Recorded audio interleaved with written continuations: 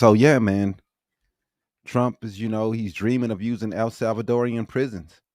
This guy wishes he could silence dissent with foreign jails.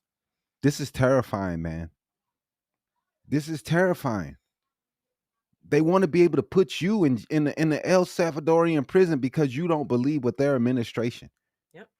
You exercise your rights as a citizen to be able to speak dissent, to have just not agree with what they're doing. You don't have to agree with what they're doing, and now they're talking about sending you to El Salvadorian prisons. We also got to highlight the story of Mahmoud Khalil, a Columbia student deported for activism. Judges have now allowed deportations of even green card holders. Yeah, I mean, and let's not forget Abrigio Garcia, a case that made its way all the way to the Supreme Court. Hmm.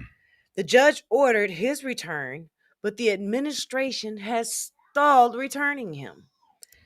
Let's go ahead and listen to Jasmine Crockett calling out for this administration and how they're treating immigrants Racism and in the Black Republican Americans. Party. It has to do Go with ahead, play things that like clip.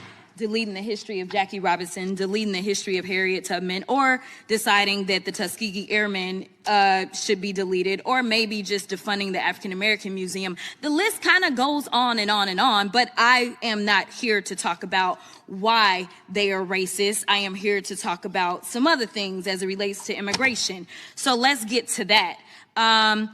It's interesting because we got all these theories. I don't know why we put up with getting data and facts if we just gonna sit here and talk about how we feel. So, maybe we can inject some facts into these feelings. I'm not really sure. But as somebody who has actually practiced criminal defense, I don't know if there's anybody else in here who has, I can tell you that I have handled thousands of cases, not hundreds of cases, thousands on the state level in Texas, Arkansas, and the federal level. And I can tell you that, you know what? If I had to look at the vast majority of the cases that I was representing criminal defendants on, the vast majority of them just didn't happen to be immigrants. These are just the facts of my experience, and maybe the immigrants went to somebody else. I don't know. But I can tell you in my actual experience, in real life, in reality, and not in this fallacy world that y'all are making up where you hate on everybody. So my Republican colleagues are here using